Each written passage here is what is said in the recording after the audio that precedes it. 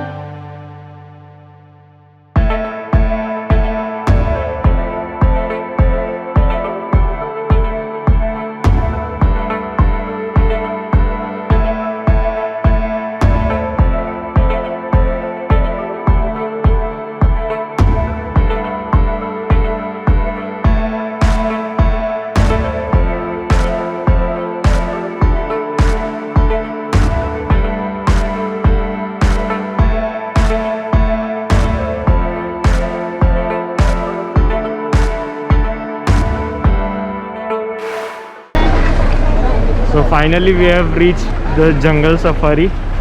Let's go inside and see कैसा रहता है. तो ये एंट्रेंस हो रहा है हम लोग का यहाँ पे अंदर.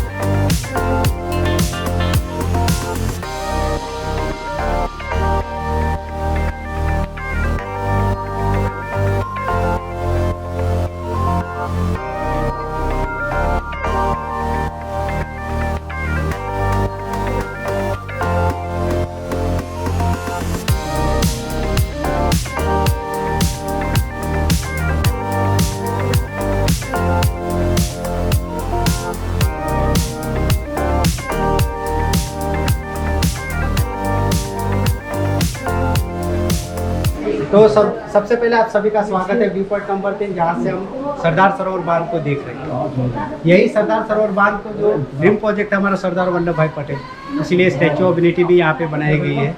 182 मीटर जो वर्ल्ड के सबसे टॉल स्टैचू है। और यही सरदार सरोवर डैम की जो नींव रखी गई है 5 अप्रैल को 1961 में भारत के पहले वड़ा प्रधान पंडित जवाहरलाल नेहरू जी ने नवागाम के पास, यहाँ से 6 किलोमीटर डाउन स्ट्रीम, इसीलिए हम नवागाम डैम के नाम से भी जानते हैं। सरदार सरोवर इसीलिए क्योंकि सरदार वल्लभ भाई पटेल का सपना था प्रोजेक्ट का। तो वहाँ डैम नहीं बना, उनका भी एक कारण था क्योंकि लंबाई ज़्यादा थी, 1700 मीटर की हाइट थी, 161 फीट लो हाइट के कारण वहाँ पे जो डैम बनाने के लिए कोई फ़ायदा नहीं था क्योंकि पानी की स्टोरेज कैपेसिटी बहुत ही कम थी। तो वहाँ पानी स्टोरेज कैपेसिटी कम रहेगी तो उत्तर गुजरात, सौराष्ट्र, कच्छ और राजस्थान तक पानी नहीं पहुँच पाता। तो 1977 में जब मोरारजी देसाई वड़ा प्रधान बने तो वो लोकेशन को फिल किया गया और 1977 में फिर यहाँ पे सर्वे किया गया और 1979 में 1979 में डैम का काम की शुरुआत हुई। सबसे पहले हिंदुस्तान कंपनी आई थी ये प्रोजेक्ट को बनाने के लिए, मगर 1987-88 में जैसे स्लैब का कंक्रीट चालू हुआ उसी टाइम नर्मदा बचाओ आंदोलन भी चला। मेघा पाटकर, बाबा आमटे, अरुंधति रॉय, सुंदरलाल बहुगुणा जिन्होंने आंदोलन चलाया, तो एक डैम का जो स्टे ऑर्डर दिया सुप्रीम कोर्ट ने, उसी की वजह से डैम रुकावटें बहुत ही आती हैं और हिंदुस्तान कंपनी ने काम तो छोड़ दिया 1988 में। और 1988 में जयप्रकाश ने काम लिया, ये प्रोजेक्ट पूरा 2017 तक कंप्लीट किया जेपी कंपनी ने।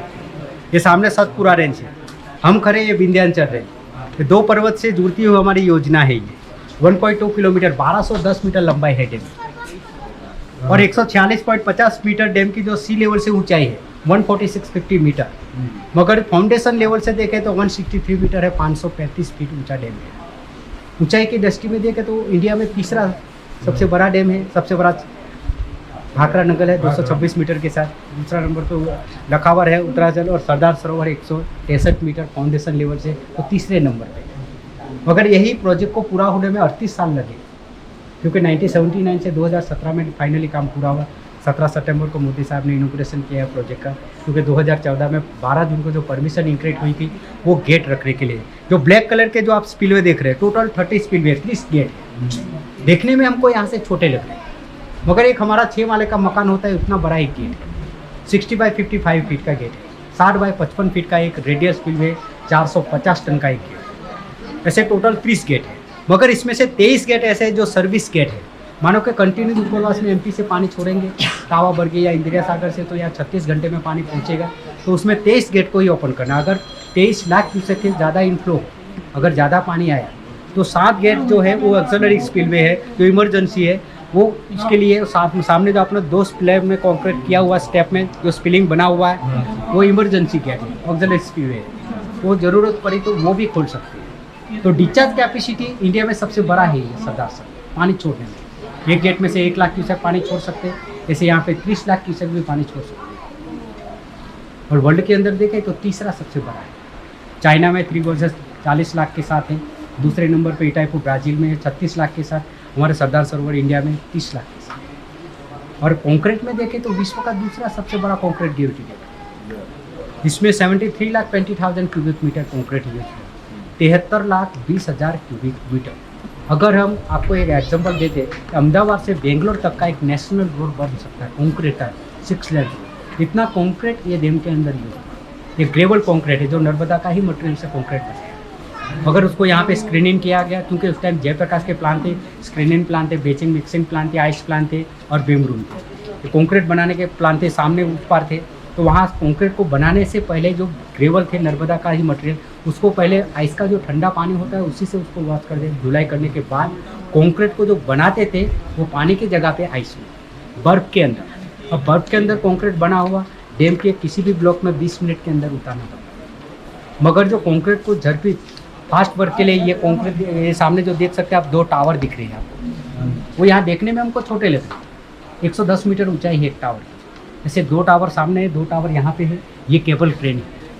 ये क्रेन को जर्मनी से 1988 में इंडिया में इंपोर्ट किया, 1988 में 1988 में। उसी टाइम की जो कॉस्ट थी वो 23 करोड़ थी। 23 करोड़ में उसको लाए गए थे। लाने में उसको 6 महीने लगे, 6 महीने इसको खड़े करने में गए और उसके बाद उसी से काम किया 2017 तक। बाकी के दिनों में ये मेंटेनेंस करके तो चालू कर दिया, 2017 तक उसी से काम किया। जो कंक्रीट जो बनता था बर्फ़ में, तो उसमें जो सामने ट्रॉली दिख रही है आपको जो बिल्डिंग के सामने, तो वही ट्रॉली के अंदर एक ड्रम जैसा बकेट होता था। बकेट 4 टन का उसका वजन होता था, उसमें 24 टन माल यानी कि 9 क्यूबिक मीटर कंक्रीट। ऐसे 2 बकेट आते थे तो 18 क्यूबिक मीटर करीब 3 ट्रक का माल जो 20 मिनट के जगह पे 7 मिनट में डैम के किसी भी ब्लॉक में उतार सकते। यही क्रेन से पूरा काम से किया है। उसका एक सैंपल यहाँ पे रखा हुआ था, मगर यहाँ अभी नहीं है क्योंकि उसका स्टोर रूम में रखा है। तो ये क्रेन के जो 2 सीलिंग आपको वायर ऑफ सैंपल दिख रहे हैं, वायर जो यहाँ देखने में हमको पतला लग रहा है, मगर 1 फीट का टुकड़ा 22 किलो का है, 22 kg वेट 1 फीट का टुकड़ा, तो 1547 मीटर विदाउट जो है दोनों सिंगल पॉइंट पीछे 110 टन उसी का वजन है, उसके ऊपर 28 टन कैरी कैपेसिटी है, यानी कि 28,000 किलो कुछ भी सामान हेर फेर कर सकते हैं।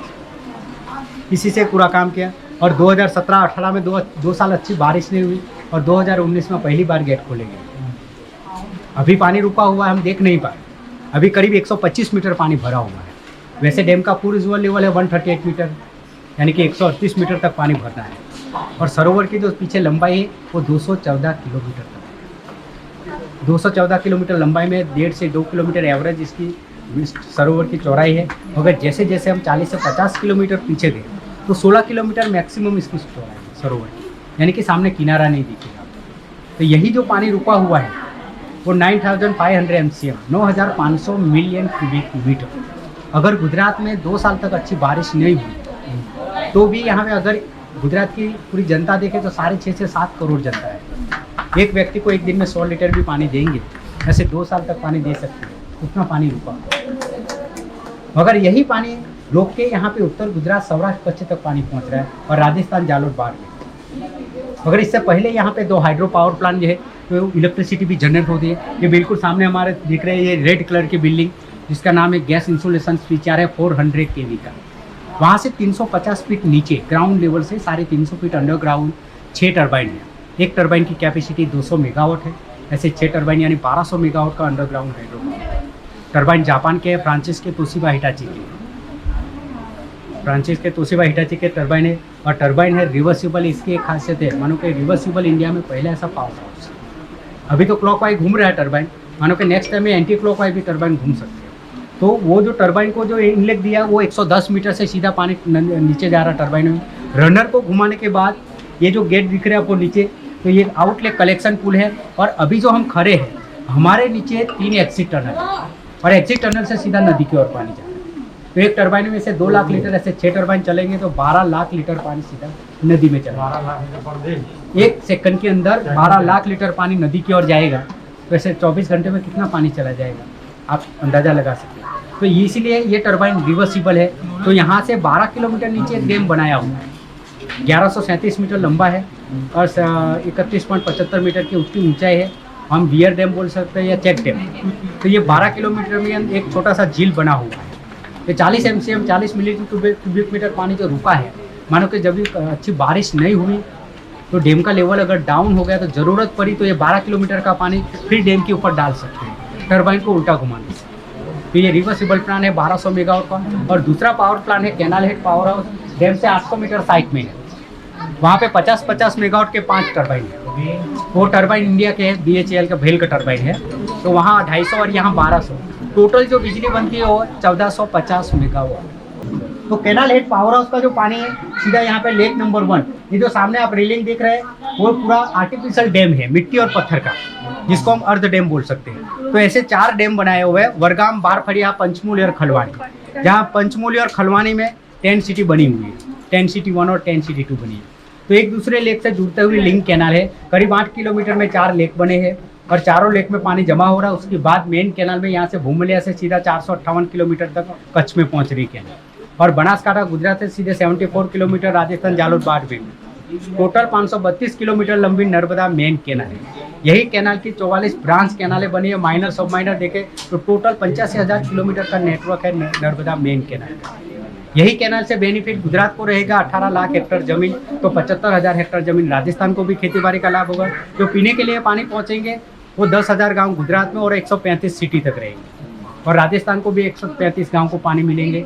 इसीलिए सरदार सरोवर योजना को गुजरात की लाइफलाइन मानी गई है। तो आप सभी को हैप्पी जर्नी, जय हिंद, जय भारत। Happy journey.